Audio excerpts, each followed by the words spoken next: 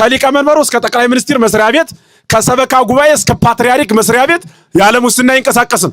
ሰውን ሰው በለው እንጂ ጅብ በለው ተብሎ ልቅሶ ብለን አናውቅ። ከ3 ቀን በኋላ ወደ ጥንብነት በሚቀየር ስጋ ለዛ ክብር ብለን እግዚአብሔርን ግን አጣነው። እስረኛ መሆናችንን ረስተን ሰማይ ጠቀስ ግንባታ ስንገነባ 24 ሰዓት ለወዳችን ብቻ ስናርስ ባረቂ የተጣለውን ሰው ባረቂ ሊሸመግሉት ተቀምጠው ጧት ታቦት ማታ ጣዖት ምትሆኑ ሙናችሁ ወርቁ ይቀራል፣ ዝናው ይቀራል፣ ስልጣኑ ይቀራል፣ መሬቱ ይቀራል፣ ቤቱ ይቀራል፣ ሀገሩ ይቀራል፣ ከብቱ ይቀራል፣ ልጁ ይቀራል፣ ትዳሩ ይቀራል። የማይቀረው ክርስቶስ ብቻ ነው። መሬቱ እንደ ሰው ሙስና ለምዶ አቤት እንደው ምኑ ጊዜ ደረስነ። ሰው ከሊቀ መንበሩ ጀምሮ ያለ ሙስና አይሰራም። ፍቅር፣ አንድነት፣ ሰላም የሰው ስም ሆነዋል። ስራም አጥተዋል። ጸሎታችን ሁሉ ያልተሰማው ምክንያቱ ምንድነው ካላችሁኝ ጌታ እንዲህ ብሎ ይናገራል። ሊቃውንቱም እንዲህ ይላሉ። በጆሮ ሳይሰማ ገና በወሬ ባሉሽ አብሮነትን የሚከላከል ደካማ ትውልድ ነው ያለው። በእውነት አንዱ አንዱን የሚገለው እኮ ኖራለሁ ብሎ ኃጢአተኛ ሰው የሚከተለው ሳይኖር ሲሸሽ ይኖራል ይላል። ይሄው እንዲህ ያደረገልህ እያለች ሲመጣ እንደ መልካም ምግብ ነገር እያቀረበች ከወንድሙ ጋር ከጎረቤቱ ጋር አንዳንዶቹ በደም ሌላኞቹ በጥል ተለያይተው በጠብ የማይገናኙ ሰዎች አሉ። የታሰረበት የእስር ቤት ቦታ መቀጫ ቦታው ደግሞ የታገር ነው።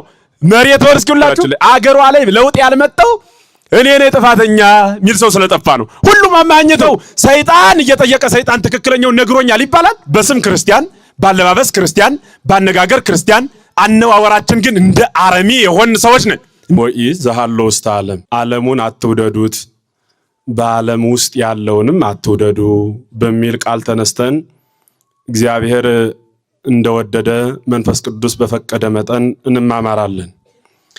ጌታ መንፈስ ቅዱስ ለሁላችንም አስተዋይ ልቡና ያድለን። የእግዚአብሔር ቃል በአንድም በሌላም በሁል ጊዜም ይሰበካል። ትልቁ ቁም ነገር የእግዚአብሔር ቃል ሲነገር አስተዋይ ልቡና ያስፈልጋል። እንደምታውቁት ገበሬ ዘር ከመዝራቱ በፊት እርሻ ያርሳል። የእርሻው ጥቅሙ አረሞውን ይነቅላል፣ ድንጋዩን ይፈነቅላል። በኋላ በጠራ መሬት ላይ ንጹህ የተበጠረ ዘሩን ወስዶ ዘሩን ካፈር ለቅሞ ወደ አፈር ግን ይዘረዋል።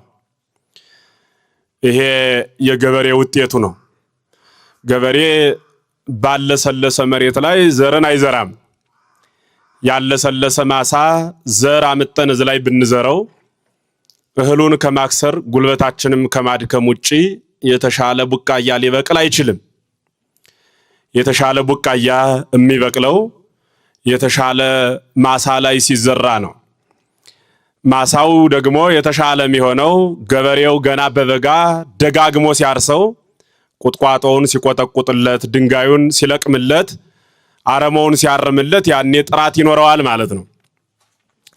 ልክ እንደዚህ ሁሉ የኛ የመምህራን ድካም ፍሬ የሚያፈራው በለሰለሰ ልብ ላይ የእግዚአብሔርን ቃል መዝራት ስንጀምር ነውና ከሁሉ አስቀድሞ ልባችን ካለሰለሰ የእግዚአብሔር ቃል ቢነገረንም ስለማናበቅለው የለሰለሰ ልብ እንዲኖረን አደራ ለማለት እወዳለሁ። ጸሎታችን ሁሉ ያልተሰማው ምክንያቱ ምንድነው ካላችሁኝ ጌታ እንዲህ ብሎ ይናገራል። ሊቃውንቱም እንዲህ ይላል። ቂም ይዞ የሚጸልይ ሰው ከመዘር ዘወድቀ ማእከለ አስዋክ በሾህ መካከል እንደወደቀ ዘር ያለ ነው ይላል። በሾህ መካከል የሚወድቅ ዘር ቢበቅልም ሾሁ አንቆ ይዘዋል፣ ፍሬ እንዳያፈራ እንዳይንሰራፋ ያግደዋል።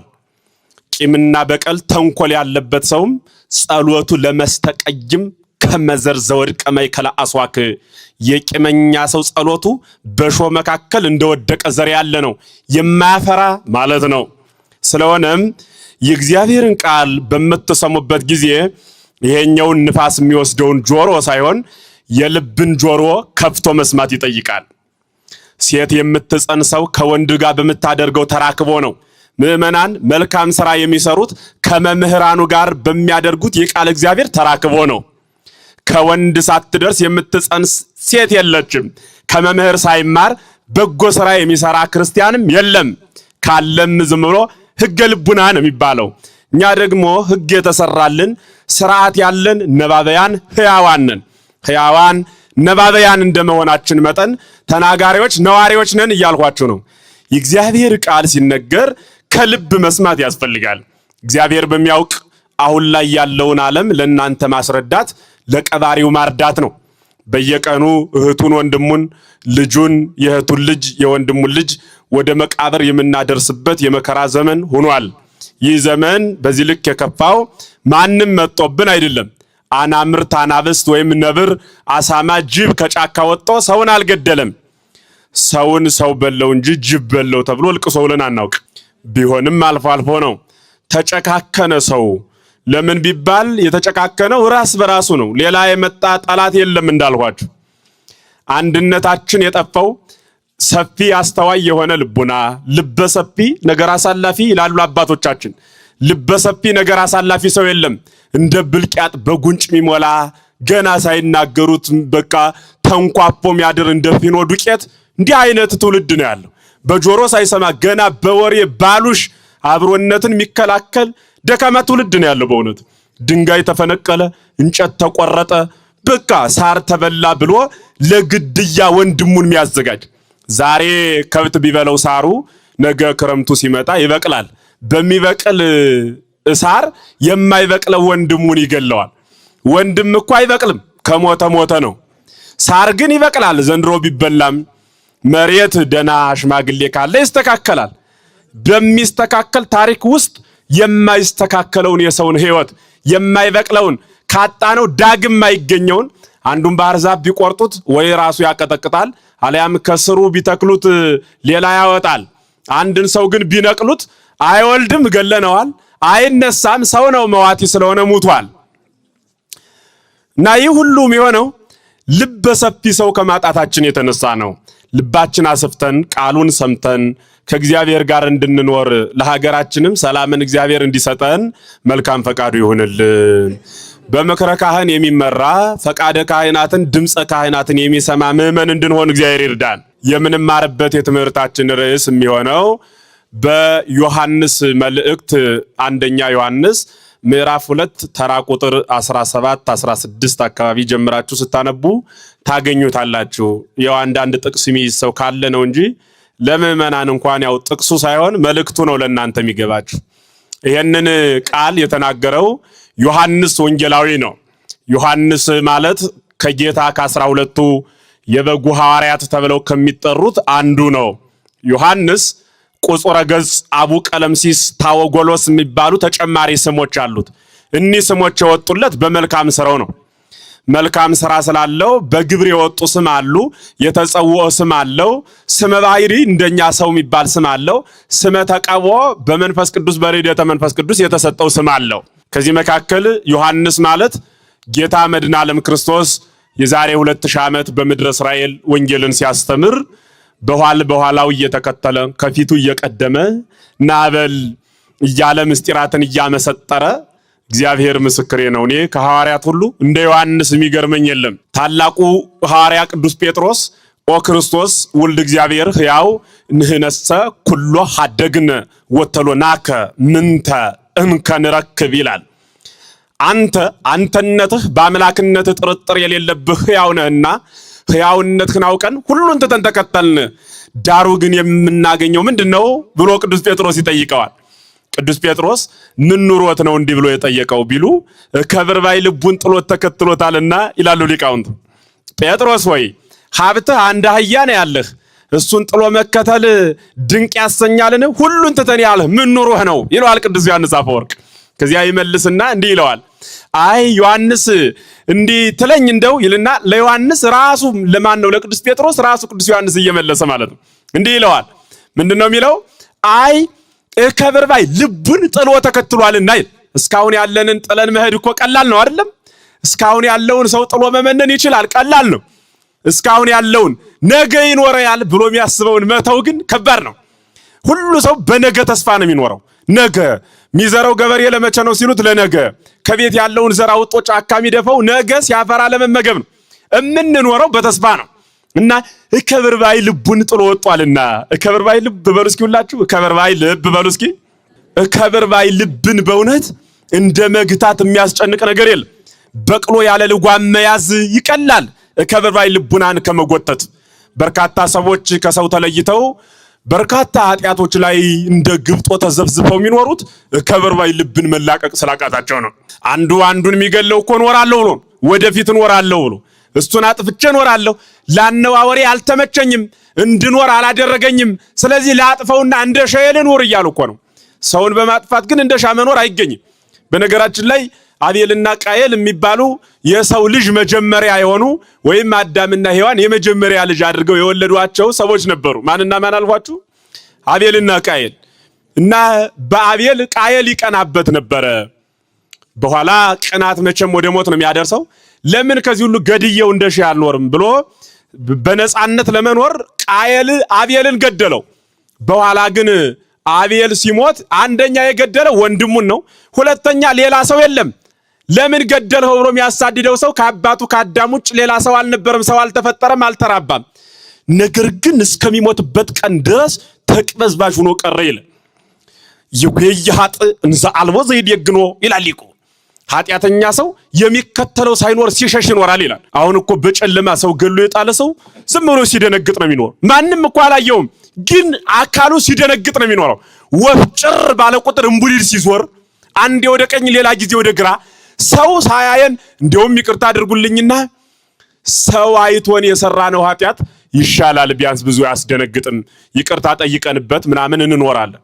ሰው ሳያየን የሰራናቸው ኃጢአት ወይ ለነፍስ አባት ተናዘን አውልቀን ካልጣልናቸው አላያ የበደልነውን ሰው ካልካስ ነው ተደብቆ መኖር አይቻልም። ተቅበዝባዥ መሆን ነው። እጅጉን በሚገርማቸው ሁኔታ ቅዱስ ጴጥሮስ ከበርባይ ልቡን ጥሎ ተከትሏልና በ55 ዓመቱ ነው ቅዱስ ጴጥሮስ ጌታን የተከተለው። በስንት ዓመቱ አልኳችሁ? በ55 ዓመቱ ቅዱስ ጴጥሮስ ሽማግሌ ነው ጌታን ሲከተለው። ቅዱስ ዮሐንስ ወንጌላዊ ግን ጌታን ሲከተለው የ23 ዓመት ልጅ ነበረ። የስንት ዓመት አልኳችሁ? የ23 ዓመት ልጅ ሆኖ ጌታ በገሊላ ባህር አጠገብ ሲያገኘው ና ተከተለኝ አለው። አንተ ከዚህ በኋላ የምታጠምዱ ሐዋርያትን ከ5 ግብር ነው የጠራቸው። 5 አይነት ሥራ ነበራቸው። ቀራጭ ነበረ። ቀራጭ ማለት ግብር አስገባሪ ማለት ነው። ቀራጭ ነበረ፣ ገበሬ ነበረ፣ አሳጥማጅ ነበረ፣ አትክልተኛ ነበረ። ከዚህ ግብር ነው የጠራቸው። ኑ እሱን ተውት፣ ከዚህ በኋላ የእናንተ ስራችሁ የሰውን ልብ በወንጌል ማራስ ነው አላቸው ጌታ። በወንጌል የሰውን ልብ ታረሰርሳላችሁ። ግብራችሁ አሳን ማጥመድ ሳይሆን ለሰማያዊው ሀገር የተፈጠረውን የሰው ልጅ ርሱን ሰማያዊ ማድረግ ነው ብሎ መድኃኔዓለም ክርስቶስ ነገራቸው። ቅዱስ ዮሐንስ እናቴን ልሰናበት አባቴን ልሰናበተው ሳይል ወጥቶ ቤተሰቦቹን ጥሎ ጌታን ተከተለው። በወንጌልም እንዲህ ተብሎ ተጻፈለት፣ ይወደው የነበረ ሐዋርያ ተባለለት። ምን ይለው የነበረ አልኳችሁ? ጌታ ይወደው የነበረ። በእውነት ጌታ ይወደው የነበረ መባል እኮ መታደል ነው። እኛ ጎረቤት ጋር መግባባት ደክሞን የለ።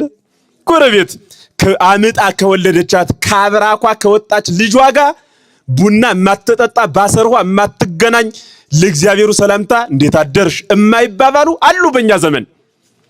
9 ወር ከ5 ቀን በማህፀኗ ለተሸከመች እናት ውለታዋ ኩርፊያ ሆኖ አኩርፋ ቡልቡል ምትልጅም አለች አይደል? እንዴት ከእህቷ ጋር አንድ ማህፀን ላይ አርፈውት ከተወለደች እህቷ ጋር ነገ ጥለውት በሚሄዱ ድንበር ነገር እየሰሩ የነሱ መለያየት ሳያንስ ወንዶችን ሁሉ አለያይተው ለግድያ የዳረጉ ሴቶችም አሉ።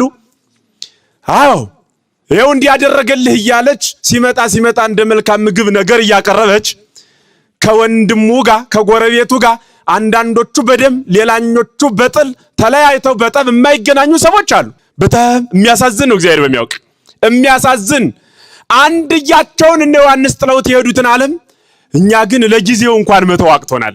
ነገ በሚያልፍ ነገ በሚጠፋ ነገ በሚሻር ነገ በሚበሰብስ ነገ ሞትና መቃብር በሚከተለው ከ3 ቀን በኋላ ወደ ጥንብነት በሚቀየር ስጋ ለዛ ክብር ብለን እግዚአብሔርን ግን አጣ ነው። ስጋችን ስናከብር አረ ስጋንስ ማክበር ወጉ ነበረ። ስማችን አከበርን ብለን ለምን ታሪኬን ታጠፊኛለሽ ለምን ትሰድቢኛለሽ እንላለን። አሁን የኛ ስም ምን ነው በእውነት የሚጠፋ? ምን የተከበረ ስም አለንና ነው? ጥንቱንስ ያከበረን ክርስቶስ እንጂ የተከበረ ስም አለንን? ምናችን ከብሯል? እኛ በእውነት ለስሙ ሰው ስሙ ያስጨንቀዋል። ለምን እንዲያልሽኝ ለምን እንዲያልኸኝ? በዚህ ምክንያት በየሰፈሩ ሰላም አጣን፣ ምጅምር የሰፈር ጠብ ተጀመረ። የሰፈሩ ቀስ እያለ ወደ ጎጥ አደገ። የጎጡ ከፍ እያለ ወደ ቀበሌ መጣ። የቀበሌው ከፍ እያለ ወደ ወረዳ አደገ። የወረዳው ከፍ እያለ ወደ ዞን ሄደ። የዞኑ ከፍ እያለ ወደ ክልል ገባ። የክልሉ ወደ ሀገሪቱ ቁንጮ ወደ ኢትዮጵያ ወጣና የመሳሪያ መዓት እየመጣ በቀኝ ያለው ባልሽ የግራውም ደግሞ ልጅሽ ሆነልሽ። ይሄ የኛ በደል ውጤት ነው።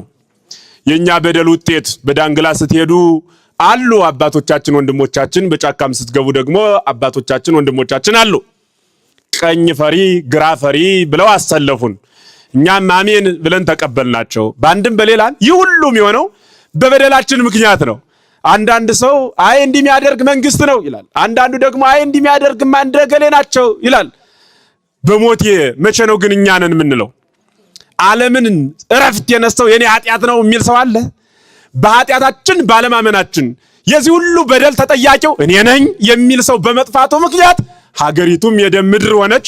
እኛም እንደ ነፍሰ ጡር የምንሞትበትን ቀን እየቆጠርን እንገኛለን። ይሄ በእውነት መሪር ነው። እነ ቅዱስ ዮሐንስ ግን በወጣትነቱ በ23 ዓመቱ ሁሉን ጥሎ እግዚአብሔርን ተከተለው። ና አለው። ና ከዚህ በኋላ ወንጌል ነው የምታስተምር አለ። አረ ቆይ እናቴን ልሰናበት አላለም። ቆይ መሬት አለይም አላለም። ቆይ ትንንሽ ነገር እኮ ይኖራቸዋል። የነሱ ባይኖራቸው የእናት አባት፣ የእህት፣ የወንድም፣ የአያት፣ የቅድመ አያት ርስት ይኖራቸዋል። ርስቴን አላሉም። ከዚህ በኋላ ርስታችን ክርስቶስ ነው ብለው ክርስቶስን በልበ ሙሉነት አምነው ተከተሉት። ወገኖቼ ክርስቶስን በልበ ሙሉነት ጥርጥር ሳይኖርብን አምነን ካልተከተልነው ሕይወታችን አደጋ ውስጥ ነው። ደግሞ በጣም የሚያሳዝነኝ የሚገርማችሁ የስጋን ሞት ተውት። ሰውም ቢገለንም እኛ ብንሞትም መሞታችን አይቀርም። ልዩነቱ ማታና ጧት መሆኑ ነው። በ70 ዓመት የሚሞተው በ15 ዓመት መሞቱ፣ በ80 ዓመት የሚሞተው በ20 ዓመት መሞቱ ልዩነቱ እሱ ነው እንጂ ኑሮም ቢሆን ሰው መሞቱ አይቀርም፣ ሞት አይቀርም። እና ምኑ ነው የሚያሳዝን ካላችሁኝ በነፍስም በስጋም ሁለቴ መሞታችን ሳስብ ግን አዝናለሁ። ስጋው ደግሞ ተቀበሉ፣ ኧረ በሕግ አምላክ ተቀበሉ። ቆይ ለከርሞ ባልየው እሺ ሲል ሚስቲቱን ቢስትል፣ ሚስቲቱ ስትፈቅድ ባልየው ወደ ኋላ ሲስብ፣ በኋላ ደግሞ ከቤተ ክርስቲያን አላገኛችሁት፣ ከመምህር አልተማራችሁት፣ የት እንዳመጣችሁት አላውቅም። ሲመነኩሱ ይሞታል አሉ፣ ሲቆርቡ ይሞታል አሉ ትላላችሁ። ደግሞ ይህ የሰፈር ሴት የፈጠረው ሐሳብ ማለት ከምን እንደመጣ ይታወቅ። አይን ያጠፋል አሉ። ሰው እንዴት 9 ጠርሙስ አረቂ ሲጠጣ ያልጠፋው አይን የክርስቶስ ቅዱስ ሥጋና ክቡር ደም አይን ያጠፋል? በሞቴ ማን ነው ይህን አስተምሮ ያመጣው? ከምን ነው የመጣው? አንዳንዱ ደግሞ አረ በሕግ አምላክ ቆረቡ ስንላቸው አይኔ ገና ነኝ። የምትሞትበትን ቀን ቆጥሮና ሰፍሮ የሰጠህ ማን ነው? ገና ነኝ ባልህበት ንግግር ውስጥ በዚያች ገና ነኝ የምትለዋን ፊደል ሳትናገር የራስህ ምላስህ መራቅህ ትን ብሎ እንደምትሞት አታውቅምን?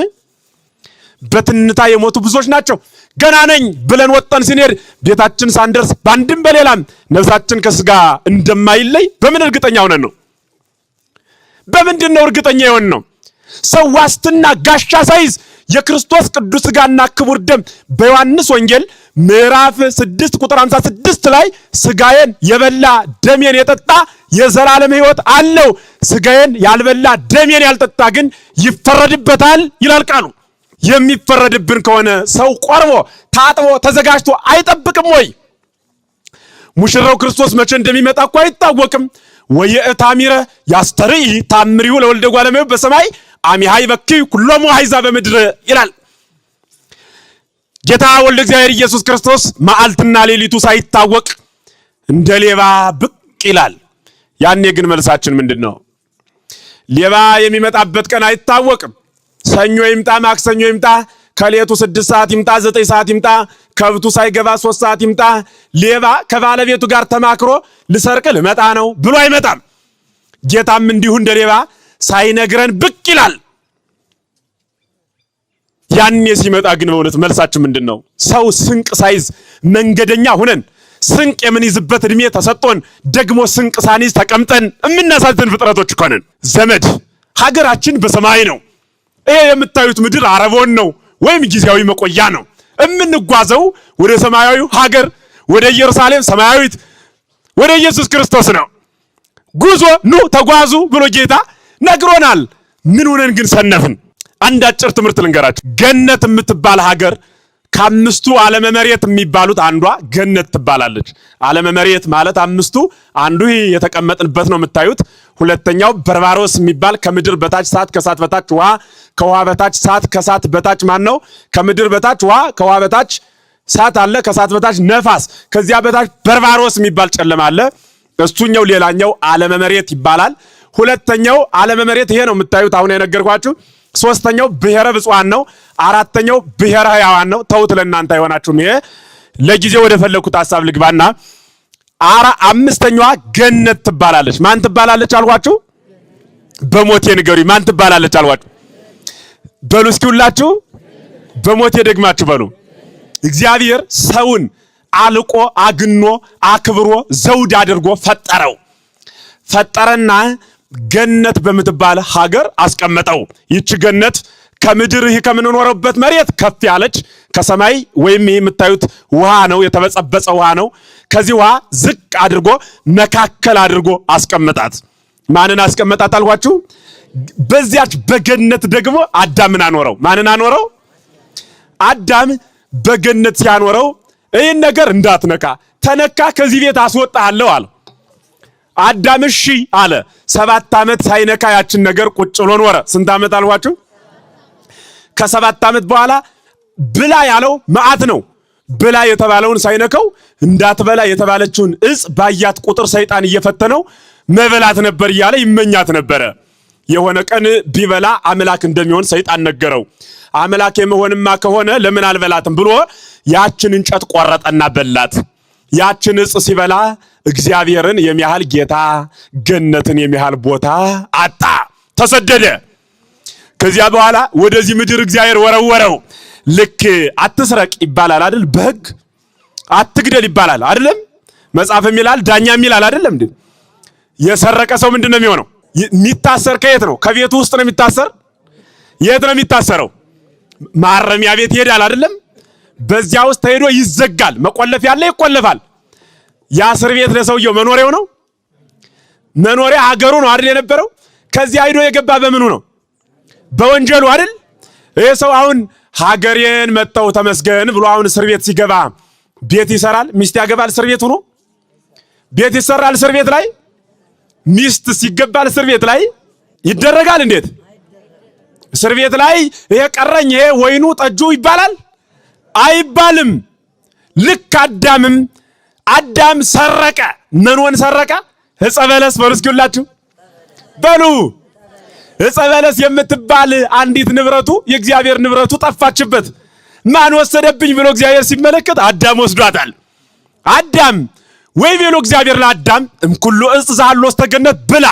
እግዚአብሔርም አዳምን አለው በገነት ካለው እንጨት ሁሉ ብላ፣ ወምጽእ ዘታሌቡ ሰናየ ወእኩየ ትብላ እምኔሁ እስመ በዕለት ትበል ሞተ ትመውት። ይችን ዕፅ ግን አትብላ፣ ብትበላ የሞት ሞት ትሞታለህ አለው። አዳም በላና ሞተ። ሲሞት የእግዚአብሔርን በልቷል ሰርቋልና አዳም ታሰረ። ማን ታሰረ አልኳችሁ? የታሰረበት የእስር ቤት ቦታ መቀጫ ቦታው ደግሞ የት ሀገር ነው? መሬት። ወር እስኪውላችሁ የቱ መሬት? ይሄ መሬት ሆነ። ይሄ መሬት ማለት የመጀመሪያው ሰው አዳም ለእስር ቤት የመጣበት ሀገር ማለት። የኛ ሀገር የት ነው ያልኳችሁ? ገነት በሉላችሁ በሞቴ ደግማችሁ ንገሩኝ። ሶስተኛ በሉ እስኪ የሰው ልጅ ሀገሩ የት ነው አልኳችሁ? ገነትን ያጣ በምኑ ነው? ሰርቆ ያልተፈቀደለትን በልቶ ከእግዚአብሔር ጋር ተጣልቶ መጣ። ሲመጣ እዚህ ሀገር እስረኛ ሆነ። በጣም የሚያሳዝናችሁ ሁኔታ ግን እስረኛ ምን አይልም ብያችኋለሁ። እስር ቤት ሆኖ ቤት አይሰራም አይደለም። እኛ ከዚህ ተቀምጠን እስረኞች ነን። እስረኛ መሆናችንን ረስተን ሰማይ ጠቀስ ግንባታ ስንገነባ 24 ሰዓት ለወዳችን ብቻ ስናርስ፣ አረ ተማሩ አንማርም፣ አረ ወድቀን ነው ታስረን ነው። ምንፈታበት ቀን ይደርሳል። ነፍሳችን ከስጋችን ይለያል። ነፍሳችን በገነት ስጋችን በመቃብር የሚያርፍበት ቀን እንዲመጣ አረ ጾሙ፣ አረ ጸልዩ፣ አረ ስገዱ፣ አረ አንዱሩ ብለን እንጫዋለን። የሚሰማ ግን የለም። ይሰማዋል ያፈሰዋል፣ ይሰማዋል ያፈሰዋል። የዚህ ሀገር ህዝብ ነፃ ድጋፉ የኢትዮጵያ ህዝብ ከንፈር መምጠጥ ብቻ ነው። ትክክል ይላል በቃ ማንም ግን አይሰማም። በተለይ ደግሞ አሁን ስናስተምር ሰው እየመደበ ነው የሚሰማ። አሁን እኔ እዚህ መካከል ያልፈጠሩትን የሚበሉ ቡዶች የሉም ብላውን ንገራትማ ዛሬማ ለገሊት ነገራት ትላለች ማለት ነው። ያችን ለምታማት ማለት ነው። ከዚያ ደግሞ አሁን ወሳጅ የለም ስል ደግሞ እህል ማይበረክትላት ሴትዮ ጎረቤቷን ምትጠረጥራለች አይደል? ንገርልኝማ ዛሬ የልቤን የሚናገር መርጌታ መጣ ትላለች ማለት ነው። አዎ ዝም ብሎ ቁጭ ብሎ ሚያማ የለም ስል ደግሞ አሁንም ያኛው ነገር ለኔ ነው ይሄ ብሎ የሚሰማ ምዕመን አለ። እየመደብን እኮ ምን ሰማ በነገራችን ላይ አገሯ ላይ ለውጥ ያልመጣው እኔ ነኝ ጥፋተኛ ሚል ሰው ስለጠፋ ነው። ሁሉም አማኝት ነው። አሁን እዚህ መካከል ሁለት የተጣሉ እናቶች ባስነሳ ሁለት ሳይሆን በእርግጥ ሁሉም ሰው ተጣልቷል። እንዴት አወቅከን ካላችሁ አውቃችኋለሁ። ሁሉም አሁን ጠበኛ ነው። አሁን ከጎረቤት ጋር ቂም የሌለው ሰው አለ? ከማንም ጋር ቂም የለኝ የሚል ሰው አንድ ሰው ይቆማል? በሉ እናንተም ተቀመጡ፣ እኔም አላስነሳችሁም። ክርስቶስ ግን ያስነሳል። ዛሬ በእኔ ፊት ለመነሳት ብትደብቀኝ፣ ብታፍረኝ፣ ብትፈረኝ የሚያስፈራው ግን ፈርተን መደበቂያ የሌለው ክርስቶስ ይመጣል። ወአልቦ ክዱን ዘኢይትከሰት ወአልቦ ህቡ ዘኢተአመር የተከደነ የማይገለጽ የተሰወረ የማይታወቅ የለም ብሏል ጌታ።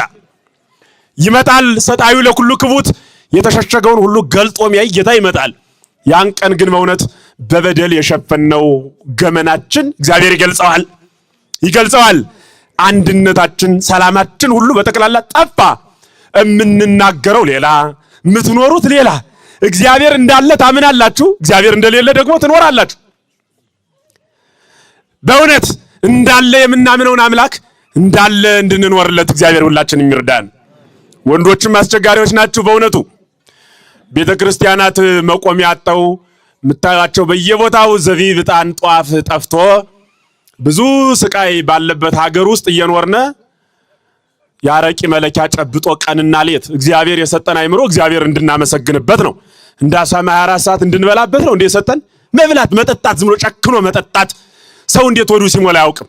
አንዳንዱ ከመንገድ ያድራል። አንዳንዱ እንደምንም ብሎ ቢደርስ ቤት አፍርሶ ያድራል። ወይ ሚስቱን ደብድቦ ወይ ልጁን አስወጥቶ። አንዳንዱ የውሸት መዓት ይሰድበታል።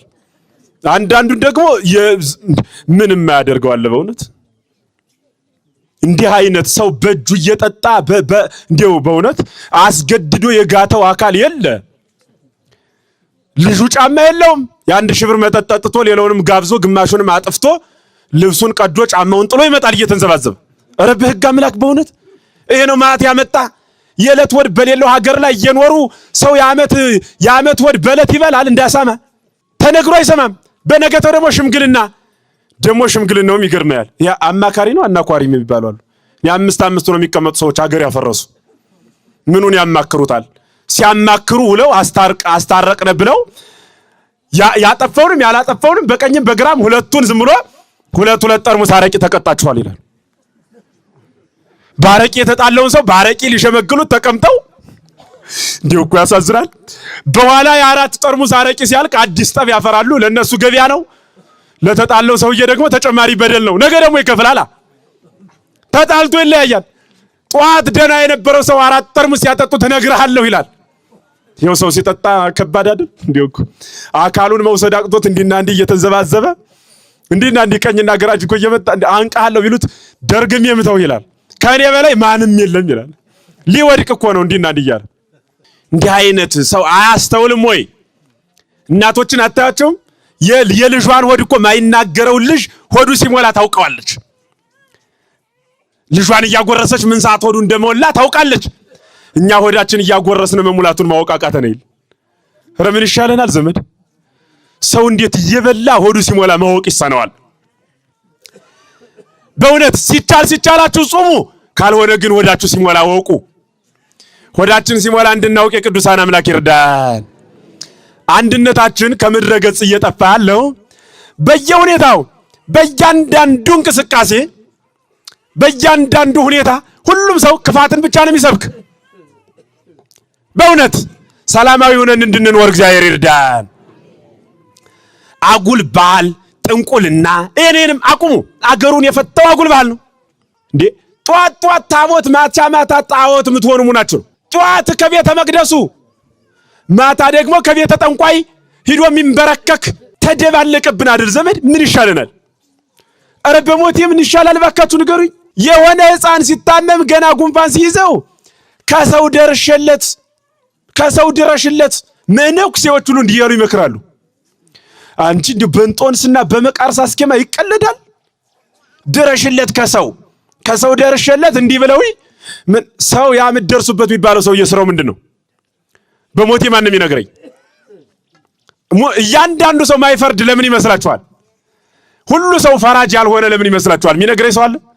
ዛር ስላልያዘው በሉ፣ በደንብ በሉ፣ ሁላችሁ በደንብ ምን ስላልያዘው አልኳችሁ?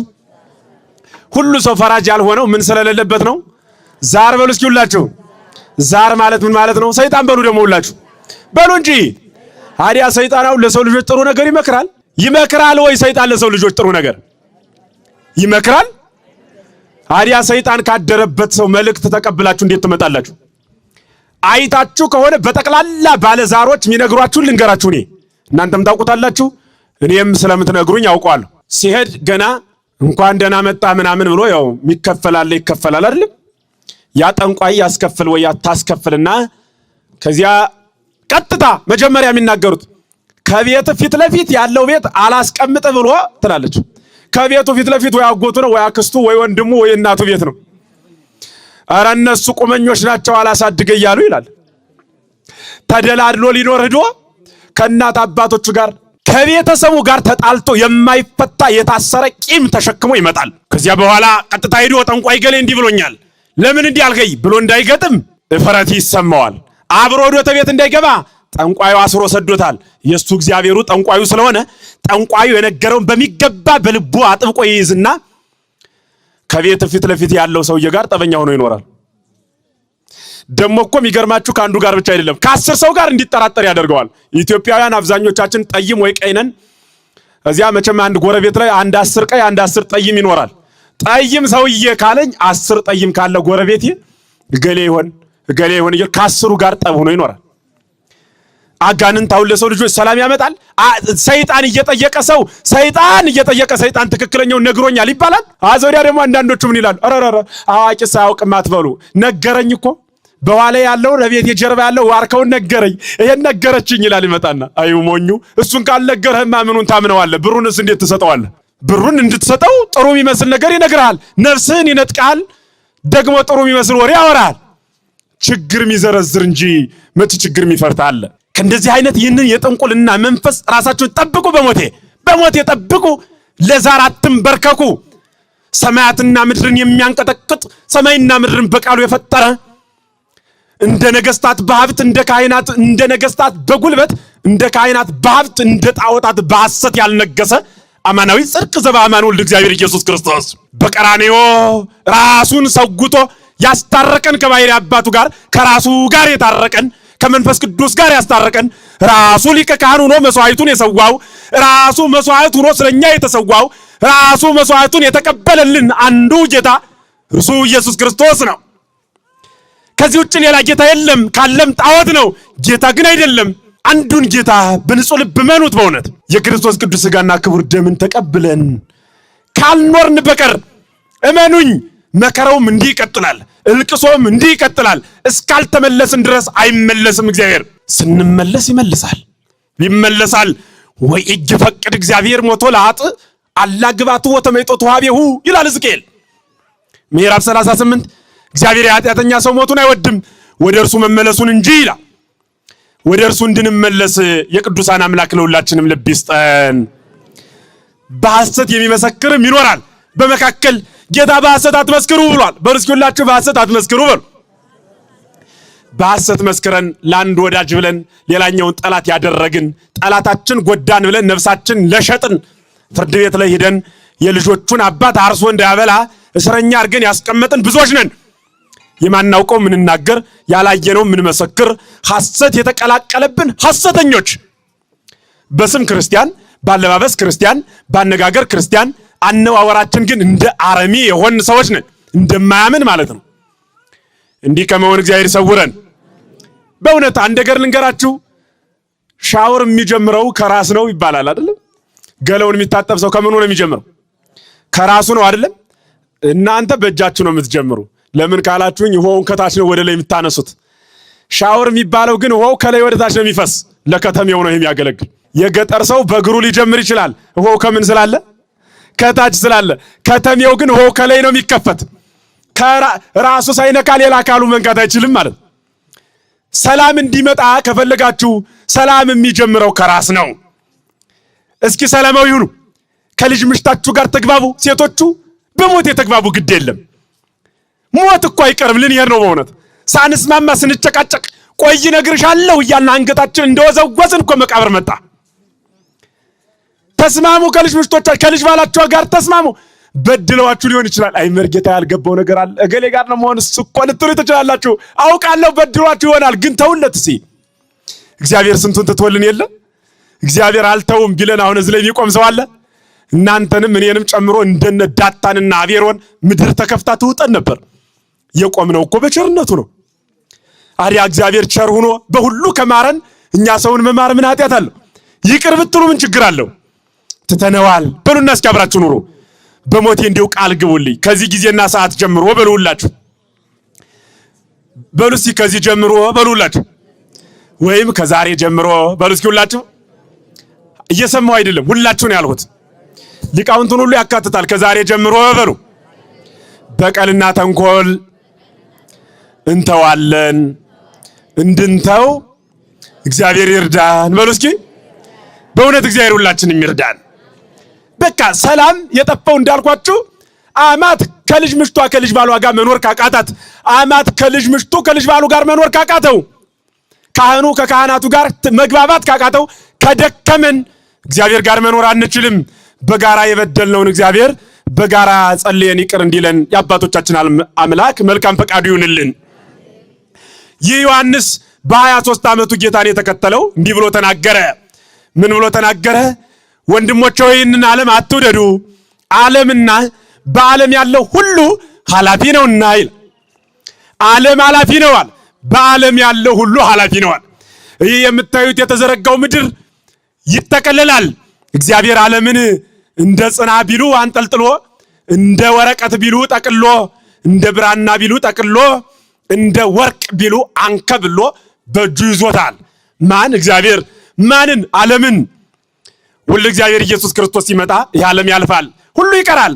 ወርቁ ይቀራል፣ ዝናው ይቀራል፣ ስልጣኑ ይቀራል፣ መሬቱ ይቀራል፣ ቤቱ ይቀራል፣ ሀገሩ ይቀራል፣ ከብቱ ይቀራል፣ ልጁ ይቀራል፣ ትዳሩ ይቀራል። የማይቀረው ክርስቶስ ብቻ ነው። ሁሉ ይቀራል። ሁሉ ሲቀር የማይቀረውን ክርስቶስ እንድንከተል እግዚአብሔር ይርዳን። አብዝተን ስለ ክርስቶስ ምን ነግራችሁ ሁሉ ሲቀር እሱ ስለሚኖር ነው። ስለሆነ ነገር አብዝቼ ብነግራችሁ ስትሞቱ ታጡታላችሁ። ስለ መሬት አብዝቼ ባስተምራችሁ ስትሞቱ መሬት ጋር አትኖሩም፣ ትለያያላችሁ፣ መሬት ጋር አታርሱትም። ስለ ወርቅ አብዝቼ ባስተምራችሁ ስትሞቱ ወርቅ የእጃችሁ ቀለበት የአንገታችሁም ጌጥ አይሆንም። ስለ ልብስ አብዝቼ ብሰብካችሁ ስንቀብራችሁ አውልቀን በጀንዲ ነው የምንቀብራችሁ።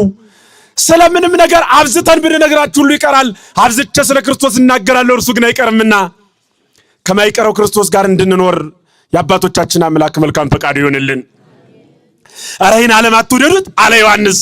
በዛሬው ቀን እናታችን ቅድስት ክርስቶስ ሰምራ ዓለምን ዝም ብላ ስትመለከተው የማይጠቅም እንደሆነ አየችውና ኧረ ዓለም ምንም ጥቅም የለውም ብላ ዓለምን ጥቅም እንደሌለው የተረዳች ዛሬ የምናከብራት እናታችን ቅድስት ክርስቶስ ሰምራ የምናከብራት እናታችን የዓለምን ከንቱነት ተረድታ ጭቅጭቅ ንዝንዝ የመላበት ዓለም እማያልፍለት ይኸውም የነሱ ትዳር እኮ ጥሩ ነው፣ በጣም ጎረቤትም አይበዛም፣ ዳብና ዩሪያ አፍንና ጠርገህም የለም በእነሱ ዘመን። በእኛ ዘመን ነው አፍኑ ዳቡ ዩሪያው ምናምኑ መሬቱ እንደ ሰው ሙስና ለምዶ አቤት እንዲያው ምኑ ጊዜ ደረስነ። ሰው ከሊቀ መንበሩ ጀምሮ ያለ ሙስና አይሰራም። ሰው ማለት ከሊቀ መንበሩ እስከ ጠቅላይ ሚኒስትር መስሪያ ቤት ከሰበካ ጉባኤ እስከ ፓትርያርክ መስሪያ ቤት ያለ ሙስና አይንቀሳቀስም። በሙስና ነው የሚንቀሳቀሰው እያንዳንዱ ሰው። እንዲህ ሲሆን መሬቱ ደግሞ ራሱ ቆይ ሰው በጠቅላላ ሙሰኛ ከሆነ እኔም ለምን ባለ ሙሰኛ አልሆንም አለች መሬት። አሁን መሬት ድሮ ዳቢውራ የለም ሲዘሩባት ታበቅላለች። አሁን ግን አታበቅልም። ምጅምር አምጣ ነው ስጠኝና ልስጥህ ነው። ዳቢውራውን ስትሰጣት ትሰጣለች፣ ካልሰጣት ቀይ አድርጋ ዝም እንደማንኛውም ተራ ቡቃያ። አያችሁ በክፋታችን ልክ በእውነት ማንጎ ውሃ እያጠጣው ይደርቃል፣ ምሳላ ደግሞ ሳትተክለው ይበቅላል፣ ሳታጠጣው ያለመልማል። ሰው በክፋቱ አሁን ጌሾ ሰው 24 ሰዓት ተሸክሞ ውሃ ይደፋበታል። ጌሾን የሚመስል እንጨት ግን ውሃ ሳይጠጣ ዝም ብሎ ያለመልማል። እህሉ እየዘሩት ይበቅላል ማለት ይጠፋል፣ እየዘሩት አረሞ ደግሞ እየነቀሉት ያድጋል። የዘራችሁትን በቀሎ አሁን አንዱን ብትነቅሉት በወሩ ብታዩት እዛ ላይ ሌላ ይበቅላል? ይበቅላል ወይ? ዘር ዘርታችሁ ከተነቀለ ድግም አይመጣም። የሚጠቅመው ሁል የማይጠቅመው አረሞ ግን 4 የነቅላችሁት 5ኛም ያወጣል። እንደ ልባችን ጠማምነት እኮ ነው በእውነት። እኛ 5 ቀን አስተምረናችሁ መች ትመለሳላችሁ? 10ኛ ደግሞ እንጨምራለን እንጂ በእውነት እንድንመለስ እግዚአብሔር ሁላችንም ይርዳን። የተተከለው በቀሎ እየደረቀ የተተከለው በቀሎ ሲነቅሉት እየደረቀ ያልተተከለው አረሞ ይወጣል። ያስተማርናችሁ ወንጌል ስንዘረው እየጠወለገ ያላስተማርናችሁ ኃጢአት በልባችሁ ይበቅላል። መለያየት አላስተማርናችሁም፣ ግን ትለያያላችሁ። ስለ አንድነት አስተምረናችኋል፣ አንድነት ግን የላችሁም። ስለ ፍቅር ተናግረናል፣ ፍቅር ግን የለም። ፍቅር፣ አንድነት፣ ሰላም የሰው ስም ሆነዋል፣ ስራም አጥተዋል። በእውነት እንድንኖራቸው የቅዱሳን አምላክ ይርዳን። ይህ ሐዋርያ እቺ እናት የሚገርማችሁ ታላቅ እናት ናት። 12 ልጆች ነበሯት። 10 ወንድ ልጅ 2 ሴት ልጅ ነበራት። ማናት የወለደች? በሉጅ ሁላችሁ ስሟን ጥሯት። እናታችን በሉ እስኪ ቅድስት ክርስቶስ ሰምራ። ይህች እናት እጅጉን በሚገርማችሁ ሁኔታ ይሄንን ሁሉ ወልዳ ዓለሙን ስታየው እንደማይጣፍጣት ስታይ ይሄንን ሁሉ ልጅ ወልዳ ልጅም ከንቱ ነው፣ ስሞት አጣቸዋለሁ ወይ ሲሞቱ ያጡኛል አጣቸዋለሁ። ትዳርም ከንቱ ነው፣ ከሞተ ወይ ከሞቱ እንለያያለን። ሁሉ ከንቱ ነው፣ ከንቱ ያልሆነው ለካን ክርስቶስ ነው ብላ ሁሉን ጥላ የመነነች እናት ነው ዛሬ የምናከብራት።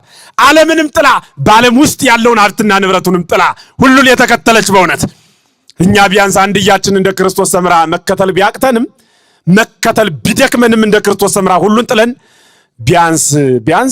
ቢያንስ ቂምና በቀል ተንኮልና መለያየትን ጥለን እግዚአብሔር እንድናመልከው የቅዱሳን አምላክ ሁላችንም ይርዳ።